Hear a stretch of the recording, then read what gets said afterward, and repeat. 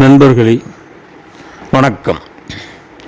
வாழ்வான வாழ்வனுக்கு வந்ததென்று நான் இருந்தேன் அப்படின்னால ஒவ்வொருத்தருக்கும் ஒவ்வொரு விதமான விருப்பம் இருக்குது வாழ்க்கையில். ஒரு ஷார்ட் ஃபிலிமில் நாளைக்கு கல்யாணம், அவங்க என்ன பண்ணுறாங்க, பொண்ணுக்கு எல்லா கல்யாணம் ஏற்பாடும் பண்ணி ரொம்ப சந்தோஷமாக அவங்க பொண்ணோட அம்மாவும் அப்பாவும் அவங்க வீட்டில் தூங்கிட்டு இருக்காங்க. கீழே சொந்தக்காரங்க எல்லாருமே. விடிஞ்ச கல்யாணம், எல்லாம் சீரியல் லைட்லாம் போட்டு இருந்தேன். இவன் என்ன பண்ணுறான்னா, இவளுக்கு மியூசிக் தான் ரொம்ப பிடிச்சிருக்கு. ஆனால் இவளை கட்டாயப்படுத்தி இன்ஜினியரிங்கில் சேர்த்துட்டாங்க.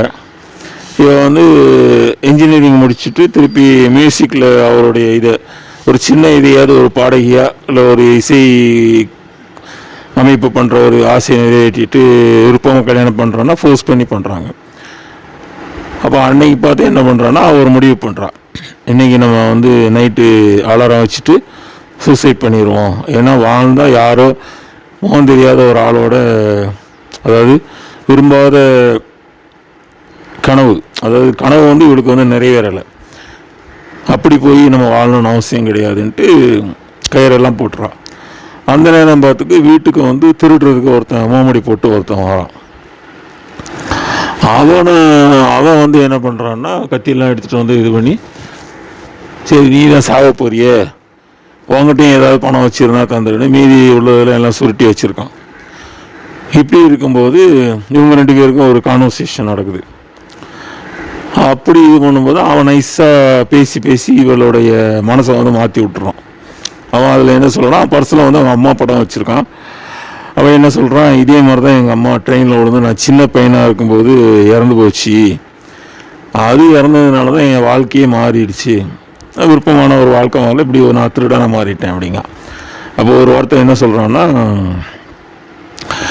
அதாவது அந்த வாழ்க்கையை முடிக்கணுங்கிறவங்க இறந்து போயிடுவாங்க, ஆனால் கூட உள்ளவங்களில் அவஸ்தைப்படுவாங்க. அவங்களுக்கு தெரியாது, அதாவது வாழ்க்கையை முடித்தவங்களுக்கு தெரியாது, அவங்க நிம்மதியாக போய் சேர்ந்துருவாங்க.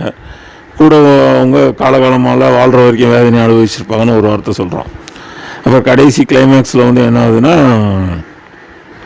இவன் திருடின பணத்தில் அவன்கிட்ட கொஞ்சம் கேட்கான், அவன் இருக்கிறதெல்லாம் கொடுத்துடுறான். கொடுத்துட்டு அவன் ஒரு வார்த்தை என்ன சொல்கிறான்னா, அவன் திருடன் இவருடைய மனசை மாற்றிட்டான்.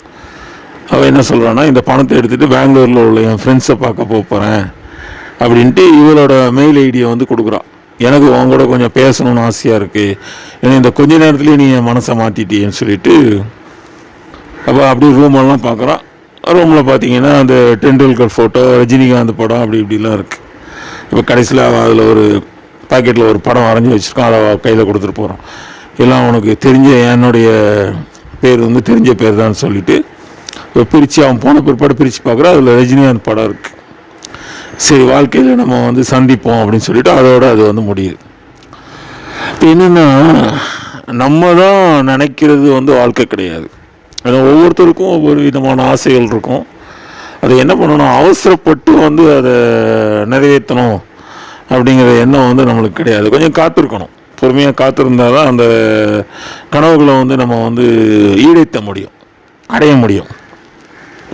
இன்னொரு கதையில் அதே மாதிரி பார்த்தோம் அப்படின்னா,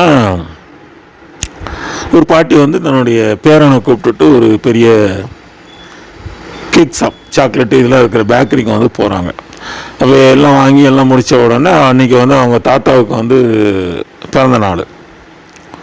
அப்போ அந்த பேரன் அவங்க தாத்தாவுக்கு அவர் விரும்பின ஒரு நல்ல வெளியே இருந்து ஒரு கேக்கை வாங்கி ப்ரெசென்ட் பண்ணணும் அப்படின்ட்டு நினைக்கிறான். சரிண்டா, அதையும் வாங்கி உள்ளே வச்சிடறான். பார்த்தா அது ரொம்ப காஸ்ட்லியாக இருக்குது. அப்போ அவங்க பாட்டி அவங்ககிட்ட கெஞ்சிட்டு, இப்போ இந்த கேக்கை ரிட்டர்ன் பண்ணிடு, மற்ற திங்ஸ் எல்லாமே நம்ம எடுத்து வச்சதெல்லாம் வாங்கிட்டு போயிடுவோம், இது நீ இன்னொரு நாள் வாங்கி அவங்க தாத்தாவுக்கு ப்ரெசென்ட் பண்ணேன்னு. ஏன்னா அவங்க கொஞ்சம் கஷ்டத்தில் இருக்காங்க. இதே ஒருத்தர் பார்த்துக்கிட்டே இருக்காரு. அவர் என்ன பண்ணுறாரு, தப்பாக நினைக்காதீங்க அப்படின்னு சொல்லிட்டு இவங்க வெளியே போகும்போது மழை தூருது. அந்த வெளியே இருந்த கேக்கை வாங்கி இது பண்ணி இவங்ககிட்ட கொடுக்குறான். அவன் அடுத்தவங்கட்டெலாம் வாங்க மாட்டேன் அப்படின்னு சொன்னோடனே அப்போ அவன் சொல்கிறான், இதே மாதிரி மழை நாளில் நான் சின்ன பையனாக இருக்கும்போது இதேமாதிரி ஆசைப்பட்டு கேக் ஆகணும்னு சொல்லிட்டு என் அம்மா கூட வந்தேன். அப்போது ஒருத்தர், ஒரு வசதியான ஒருத்தர் எனக்கு இந்த கேக்கை வாங்கி கொடுத்தாரு அப்படின்னு சொல்லிட்டு பேப்பரில் ஒரு இது எழுதி கொடுக்குறான். சரி, அவங்க என்ன சொல்கிறாங்க, உன் அட்ரஸை கொடு, அப்புறம் நாங்கள் வந்து காசு உனக்கு அனுப்பிடுறோம், இந்த இதான் அட்ரஸ்ன்னு சொல்லிட்டு ஒன்று எழுதி கொடுக்குறோம். அப்புறம் இங்கே வீட்டுக்கு வராங்க. வீட்டுக்கு வந்து தாத்தாவுக்கு அந்த கேக்கை ப்ரெசன்ட் பண்ணுறான். பண்ணிவிட்டு விஷயத்தை சொல்கிறாங்க. சொல்லிவிட்டு சரின்ட்டு அவர் எழுதி கொடுத்ததை கொடுக்குறான் வார்த்தையை. அதில் என்னென்னா, நம்ம செய்கிற மற்றவங்களுக்கு நம்ம செலுத்துகிற அன்பும் கருணையும் வந்து என்னைக்காவது ஒரு நாள் நம்மளுக்கு திருப்பி வரும்னு எழுதியிருக்கு. அதாவது இவர் தான், இவங்க தாத்தா தான் அந்த பையனுக்கு, அந்த ஒரு பேரனுக்கு யார் கேக் வாங்கி கொடுத்தானோ அவருக்கு இவர் வசதியாக இருக்கும்போது வாங்கி கொடுத்துருக்காரு. இப்போ அவன் வந்து இவருடைய பேரனுக்கு வந்து வாங்கி கொடுத்துருக்கான். அப்போ வாழ்க்கை வந்து எப்படி டேன் அடிக்கணும்னு நம்மளால் வந்து சொல்ல முடியாது. அதனால் வந்து அந்த இதில் முதல்ல அந்த பாட்டில் சொல்கிற மாதிரி, வாழ்வான வாழ்வு எனக்கு வந்தது என்று நான் இருந்தேன், பாலான நாள் இதென்று பார்த்தவர்கள் கூறவில்லை அப்படின்னு நம்ம என்றைக்குமே வந்து நினைக்க முடியாது. ஏன்னா சில நேரங்களில் நினைக்கிற மாதிரி வசந்தம் வரும், சில நேரங்களில் இழப்புகளும் வரும். வாழ்க்கையில் வந்து அதெல்லாம் சரிசமமாக நினச்சிட்டு அந்த இழப்புகளை இல்லை மனதில் உள்ள அந்த நம்ம நினைக்கிற அந்த ஏக்கங்களை கனவுகளை வந்து சரி அது வந்து கொஞ்சம் ஸ்லோவாக நிறைவேறும் அப்படின்னு ஆற்றிக்கிட்டு சடனாக ஒரு முடிவு எடுக்காமல் அதுக்காக ஒரு என்ன செய்யணும், காத்திருக்கணும். இல்லை அதுக்கு வேண்டிய அந்த முயற்சிகளை வந்து செஞ்சிட்ருக்கணும். அப்போது என்ன செய்யலாம், நண்பர்களை நாடியோ புத்தகங்களை நாடியோ இல்லை சூழ்நிலைகளை மாற்றியோ நம்ம வந்து இது பண்ணணும். ஏன்னா ஒவ்வொருத்தருக்கும் ஒவ்வொரு விதமாக வாழ்க்கை அறியும். அது மாதிரி இன்னொரு கதையில் வந்து என்னென்னா, ஒரு ஃபேமிலி, ஒரு பையன் ஒரு பொண்ணு, அவங்க அப்பா வந்து ஃபாரஸ்ட்டில் வந்து ஒரு கணக்கு எழுதுகிற ஒரு மேனேஜர் மாதிரி இருக்கார். ஆனால் அவர் நல்லா படிச்சிருக்காரு, நிறைய வேலைகள் அவருக்கு தெரியும், சமையல்லேருந்து மெக்கானிக் மாதிரி அந்த மாதிரி வேலைகள்லாம் கற்று வச்சுருக்காரு. ஓரளவு அந்த டிகிரி அந்த மாதிரி இது படிச்சிருக்கு. ஆனால் அந்த வேலையில் என்ன சிக்கல் அப்படின்னா, இவங்களுக்கு அந்த காட்டுக்கு பக்கத்துலேயே இருக்கிற அந்த ஒட்டி இருக்கிற ஒரு நகரத்தில் வந்து வீடு கொடுத்துட்றாங்க. ஆனால் என்னென்னா, அவர்கிட்ட வேலை பார்க்குற அந்த முதலாளிகிட்ட கொஞ்சம் திருட்டுத்தனமும் இருக்குது.